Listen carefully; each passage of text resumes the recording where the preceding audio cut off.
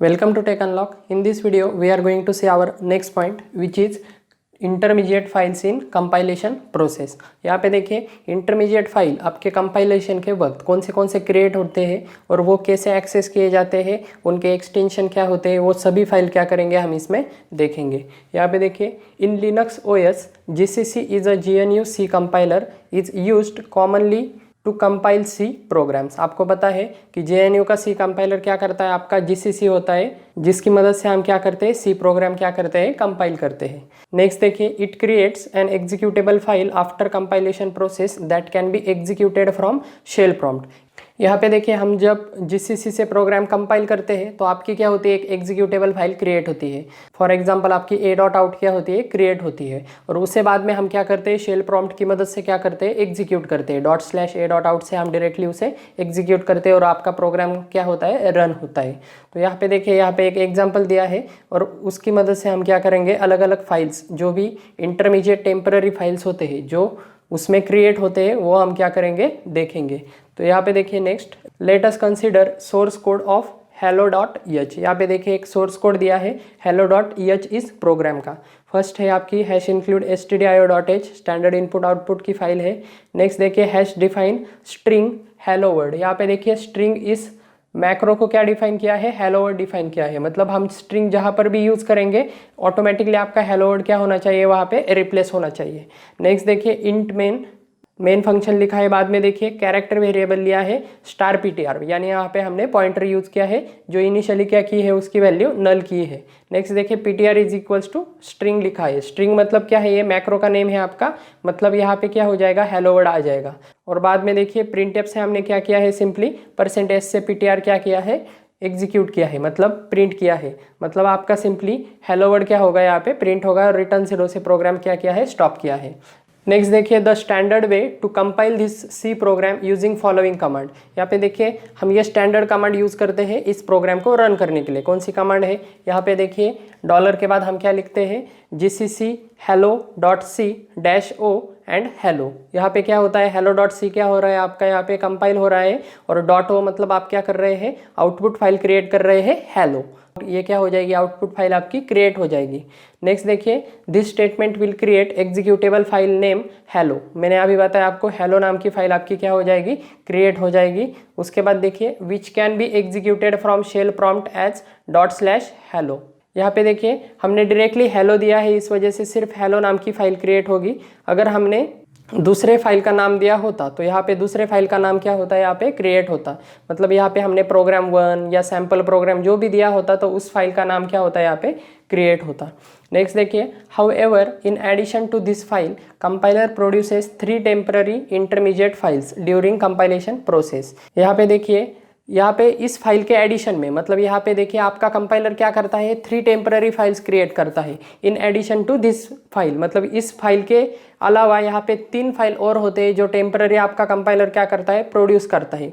लेकिन यहाँ पे देखिए that usually get deleted at the end of compilation. लेकिन वो क्या होते हैं, यूजुअली डिलीट किए जाते हैं आपके एंड ऑफ कंपाइलेशन। तो आपको अगर वो रिट्राइव करने हैं, पहले वो फाइल कौन से है वो देखते हैं हम। यहाँ पे देखिए those intermediate files created by compiler are, यहाँ पे देखिए फाइल विथ .i एक्सटेंशन। यहाँ पे देखिए .i की एक फाइल क्रिएट होती है। उसके बाद देखिए file with .es extension, .es नाम की एक फाइल होती है क्रिएट। और यहाँ पे देखिए थर्ड है आपकी फाइल विथ .o एक्सटेंशन, यानी .o नाम की एक क्या होती है, फाइल यहाँ पे क्रिएट होती है। तो अब यहाँ पे देखिए अगर हमने ऐसा सिंपली अगर कंपाइल किया तो ये तीनों फाइल आपके क्रिएट नहीं होंगे। अगर ये आपको क्रिएट करने हैं तो उसके लिए आपको क्या है, एक अलग कमांड आपको यूज करनी पड़ेगी। तो यहाँ पे देखिए the option -save-temps of GCC command keeps all this intermediate file till the end of compilation process. मतलब अगर आपने ये ऑप्शन अगर यूज़ किया -save-temps तो आपका GCC कमांड क्या करेगा, आपके एंडिंग तक, मतलब इंटरमीडिएट फाइल्स क्या करेगा, आपके कंपाइलेशन प्रोसेस के बाद में भी क्या करेगा, यहाँ पे स्टोर करके रखेगा, मतलब डिलीट नहीं करेगा eight the end of compilation. तो यहाँ पे देखिए फॉर एग्जांपल ये कमांड हम कैसे एग्जीक्यूट कर सकते हैं। यहाँ पे देखिए GCC -save-temps, यहाँ पे ये क्या है आपका कंबाइन है। नेक्स्ट देखिए hello.c के बाद देखिए -o और उसके बाद देखिए हेलो। मतलब ये क्या करेगा, अब यहाँ पे देखिए it produces hello.i, hello.es and hello.o o intermediate files, यानी यहाँ पे देखिए ये 3 फाइल क्या करेगा, आपकी इंटरमीडिएट फाइल क्रिएट करेगा। आपकी जो ऑब्जेक्ट फाइल है ये अलग क्रिएट करेगा और ये छोड़ के आपकी ये 3 फाइल भी क्या करेगा, आपकी यहाँ पे क्रिएट करेगा। समझ में आ रहा है। नेक्स्ट देखिए, then it produces final executable file hello, मैंने अभी बताया आपको। और इन 3 फाइल क्रिएट करने के बाद आपकी लास्ट में क्या करेगा, आपकी हेलो नाम की फाइल जो एग्जीक्यूटेबल फाइल होती है, एग्जीक्यूटेबल फाइल होती है आपकी, वो क्या करेगा, क्रिएट करेगा। डॉट आउट से आप क्या करते हैं, एग्जीक्यूटेबल फाइल आप डिनोट करते हैं। लिनक्स में या विंडोज़ में आप .exe नाम से क्या करते हैं, उसे डिनोट करते हैं। नेक्स्ट देखिए, the GCC compilation process is broken down into 4 step. अब यहाँ पे देखिए 4 स्टेप में आपकी ये GCC कंपाइलेशन प्रोसेस क्या होती है, डिवाइड होती है। मैं 1 बाय 1 आपको क्या करता हूँ, स्टेप 1 to 4 आपको एक्सप्लेन करता हूँ और उसके सिमिलर में आपको डायग्राम भी क्या करता हूँ, यहाँ पे एक्सप्लेन करता हूँ। तो यहाँ पे देखिए फर्स्ट प्रोसेस है आपकी pre processing. In this stage all the header files that you have included in your program are actually expanded and included in your source program. यहाँ पे देखिए मैंने बताया था आपको प्री प्रोसेसिंग में क्या होता है, आपकी हेडर फाइल जो भी होती है, मतलब हैश इंक्लूड में जो भी हेडर फाइल होंगे आपके stdio.h जो भी होंगे वो क्या होंगे, आपके इंक्लूड किए जाएंगे आपके सोर्स प्रोग्राम में, मतलब आपके ओरिजिनल प्रोग्राम में, मतलब एक्सपांड किए जाएंगे। And included in your source programme, expand किए जाएंगे मतलब उनका जो भी कोड होगा वो क्या किया जाएगा, सिंपली इसमें ऐड किया जाएगा। नेक्स्ट देखिए, all the macros are replace by their respective values all over the code. मतलब यहाँ पे देखिए जो भी मैक्रोज है वो क्या किए जाएंगे, उनके रिस्पेक्टिव वैल्यूज से क्या किए जाएंगे, रिप्लेस किए जाएंगे। फॉर एग्जाम्पल यहाँ पे देखिए हमने एक मैक्रो यूज़ किया है, हैश डिफाइन स्ट्रिंग, स्ट्रिंग नाम का हमने मैक्रो यूज़ किया है। यहाँ पे लिखा है हमने उस मैक्रो को क्या डिफाइन किया है, हेलो वर्ड से डिफाइन किया है। मतलब जहाँ पर भी हम स्ट्रिंग यूज़ करेंगे वहाँ पे डायरेक्टली क्या आ जाएगा, आपका हेलो वर्ड, ये क्या आ जाएगा, आपका सेंटेंस आपका यहाँ पे डायरेक्टली क्या हो जाएगा, मतलब ये वर्ड डायरेक्टली रिप्लेस हो जाएगा। समझ में आ रहा है। आपके मैक्रो रिप्लेसमेंट भी क्या हो जाएंगे, यहाँ पे रिजॉल्व हो जाएंगे। नेक्स्ट देखिए, and comments are strip off, मतलब कमेंट्स भी क्या हो जाएंगे, यहाँ पे आपके निकल जाएंगे। मतलब फॉर एग्जाम्पल यहाँ पे सपोज मैंने यहाँ पे डबल स्लैश से यहाँ पे सपोज कमांड दी होगी कि आपकी क्या कर रहा है, यहाँ पे ऑपरेशन क्या प्रिंट हो रहा है, प्रिंटिंग हेलो वर्ड स्ट्रिंग, ये क्या हो रहा है, सिंपली आपका यहाँ पे प्रिंट हो रहा है। तो यहाँ पे मैंने क्या दी है, कमांड दी है, मतलब कमेंट दी है। यहाँ पे क्या कमेंट दी है, आपका ये कौन सा ऑपरेशन परफॉर्म हो रहा है, ये आपको समझने के लिए, यूजर को समझने के लिए यहाँ पे मैंने क्या दी है, कमेंट दी है। डबल स्लैश से यहाँ पे क्या दी है, कमेंट दी है। लेकिन ये कमेंट भी क्या हो जाएगी, आपकी प्रोसेसिंग के वक्त, प्री प्रोसेसिंग के वक्त क्या हो जाएगी, ये रिमूव हो जाएगी। जब आप सोर्स प्रोग्राम देखेंगे तभी ये आपको क्या होगी, दिखाई देगी। मतलब ये आपको समझने के लिए है, प्रोग्राम में इसका कोई यूज़ नहीं, इस वजह से आपका प्रोग्राम क्या करता है, इसे रिमूव कर देता है। और वो कौन से प्रोसेस में होता है, आपके प्री प्रोसेसिंग, इस प्रोसेस में होता है। समझ में आ रहा है। यहाँ पे देखिए for example intermediate file generated in this, यहाँ पे देखिए कौन सी इंटरमीडिएट फाइल जनरेट हो रही है, .i फाइल क्या हो रही है, यहाँ पे जनरेट हो रही है। मतलब फॉर एग्जांपल अगर हमने ये कमांड एग्जीक्यूट की gcc-save-temps hello.c-o hello, यहाँ पे अगर ये हमने एग्जीक्यूट की तो यहाँ पे देखिए -i नाम की यहाँ पे कौन सी फाइल क्रिएट हो जाएगी, आपकी hello.i, इस नाम से क्या हो जाएगी, ये आपकी फाइल इंटरमीडिएट टेम्पररी फाइल यहाँ पे क्या हो जाएगी, क्रिएट हो जाएगी। क्या एक्सटेंशन है इसका, .i। समझ में आ रहा है, ओके। और यहाँ पे देखिए, यहाँ पर भी आपको डायग्राम में डायरेक्टली समझ में आ जाएगा। सोर्स प्रोग्राम है आपका, कोई भी सोर्स प्रोग्राम हो सकता है आपका, .c का हो सकता है, cpp का हो सकता है, h का हो सकता है। प्री प्रोसेसिंग की जाएगी। फर्स्ट स्टेप क्या है आपकी, प्री प्रोसेसिंग। प्री प्रोसेसिंग कौन करेगा आपका, यहाँ पे देखिए प्री प्रोसेसर करेगा। नेक्स्ट देखिए, और ये प्री प्रोसेसिंग होने के बाद यहाँ पे क्या होगा, आपका इंक्लूड होगा हेडर और एक्सपांड होगा मैक्रो, यानी .i और .ii कौन सी भी फाइल हो सकती है आपकी, यहाँ पे क्या होगी, क्रिएट होगी। मतलब सी प्रोग्राम है या cpp प्रोग्राम है, उसके अनुसार आपकी यहाँ पे क्या हो जाएगी, फाइल क्रिएट हो जाएगी। समझ में आ रहा है। फर्स्ट देखिए हमने प्री प्रोसेसिंग, ये कौन प्रोसेस करता है, आपका प्री प्रोसेसर। नेक्स्ट देखिए सेकंड स्टेप है आपकी compilation. In this stage the source code is actually compiled by the compiler to produce an assembly code. यहाँ पे देखिए आपका कंपाइलेशन प्रोसेस कौन परफॉर्म करता है, आपका compiler, in order to produce an assembly code. यहाँ पे देखिए क्या प्रोड्यूस करना होता है, आपके कंपाइलर को असेंबली कोड प्रोड्यूस करना होता है, क्योंकि आपको प्रोग्राम एग्जीक्यूट करना हो तो उसका क्या करना पड़ेगा, पहले कन्वर्जन करना पड़ेगा। समझ में आ रहा है।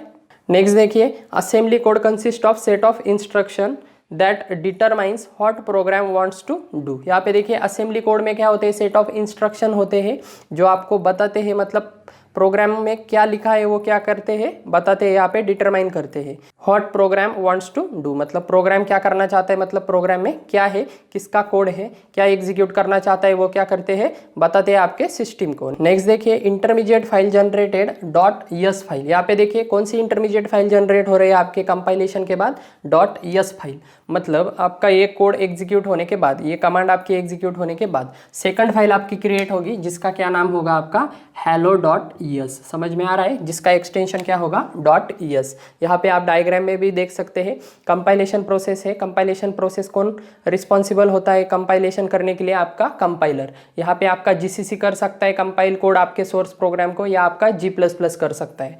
अगर आपका प्रोग्राम सी का होगा तो जीसीसी कंपाइलर लगेगा, C++ का होगा तो आपका G++ कंपाइलर लगेगा। समझ में आ रहा है। और यहाँ पे देखिए कंपाइलेशन होने के बाद आपकी असेंबली कोड क्या होती है यहाँ पे जनरेट होता है, जिसका एक्सटेंशन क्या होता है आपका डॉट यस। यानी आपका फाइल नेम है सपोज हेलो, तो हेलो डॉट यस नाम की यहाँ पे फाइल क्या होगी आपकी असेंबली कोड यहाँ पे क्या होगा सिंपली जनरेट होगा। समझ में आ रहा है। सेकंड स्टेप है आपकी कंपाइलेशन।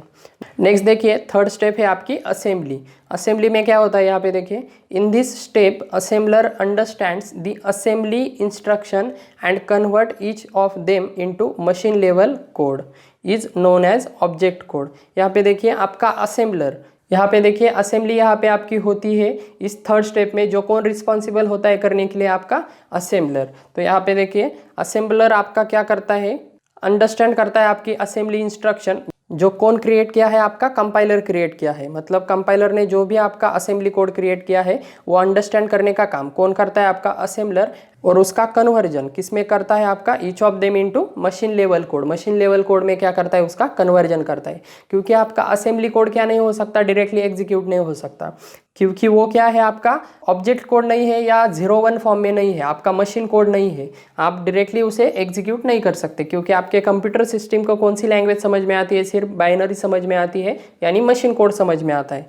तो यहाँ पे देखिए उसे वो कन्वर्ट करेगा आपका किस में करेगा, ऑब्जेक्ट कोड में, और bit stream that consist of 0 and 1s। या आप कह सकते हैं कि बिट स्ट्रीम में कन्वर्ट करेगा जिसमें क्या होगा आपका 0 एंड 1s का क्या होगा फॉर्मेट होगा।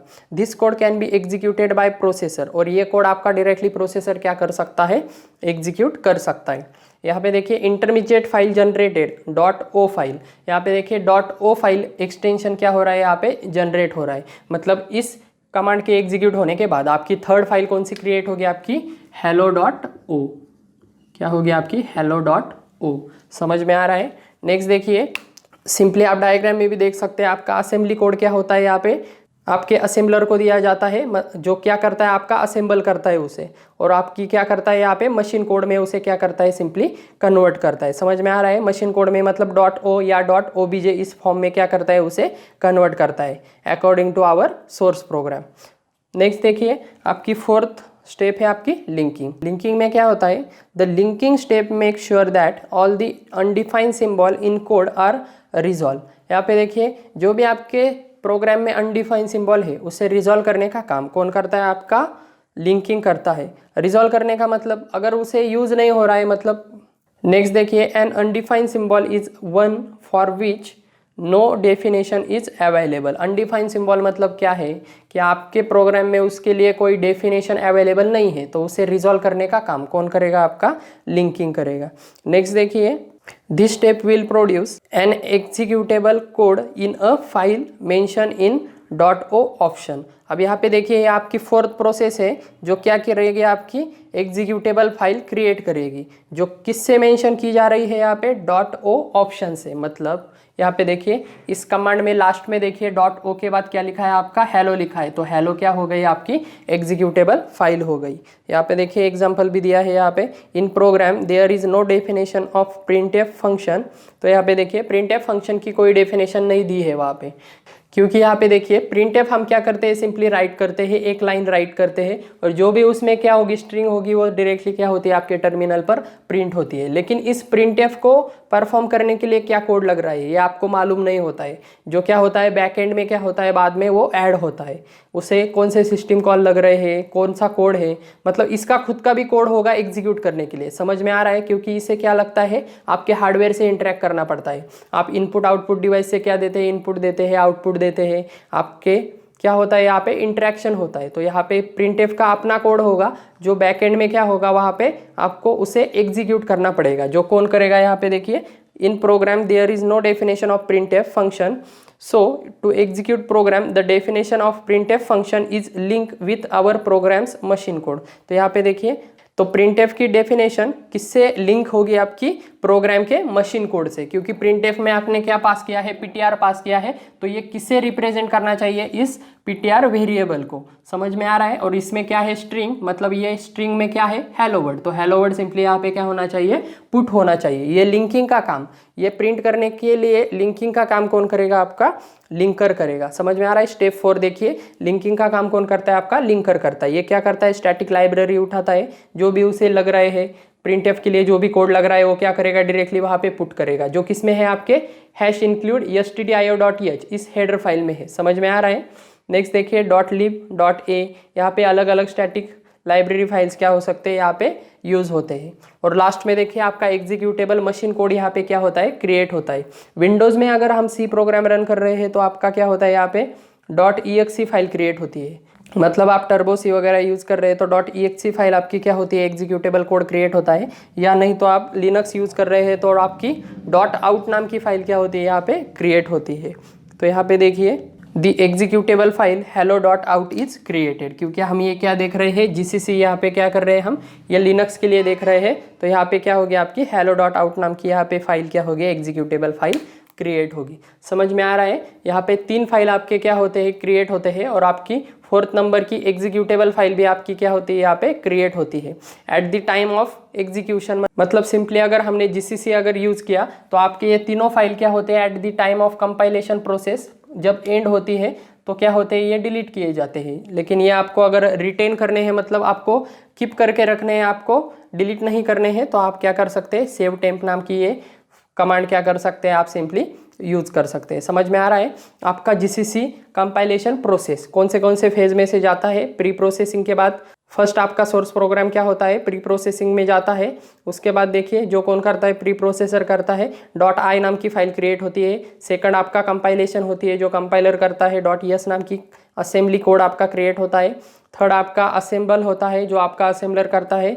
.o नाम का मशीन कोड क्या होता है, ऑब्जेक्ट कोड आपका क्रिएट होता है। और लास्ट में लिंकिंग होती है, जो आपका लिंकर करता है। एग्जीक्यूटेबल मशीन कोड आपका क्या होता है, लास्टली जनरेट होता है। समझ में आ रहा है। सिंपल डायग्राम है और सिंपल प्रोसेस है। ओके, तो हमारा चैप्टर यहीं पे क्या होता है, फिनिश होता है। ओके, तो फिलहाल इस वीडियो में इतना ही था। Thank you.